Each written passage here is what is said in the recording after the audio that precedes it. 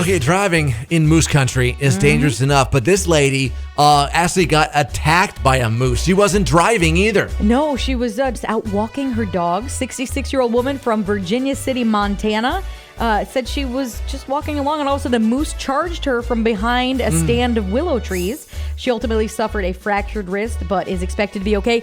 Moose aren't typically violent unless threatened, so I'm guessing it might have felt threatened, which is why it came for her, because I grew up in moose country. There's nothing scarier than seeing a moose like next to the road as you're driving in your car, because you know darn well if you hit it, it's game over, lights out. If you have a job that you hate and you don't want to be there, and you found that, we used to have somebody like this? And you spend... I won't mention any names, but I'm just saying.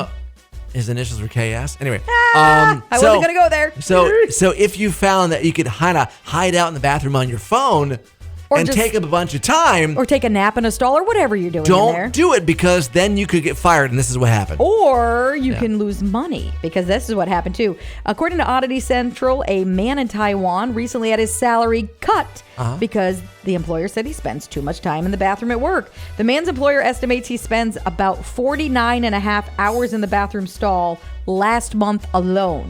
They deducted $672 from his check.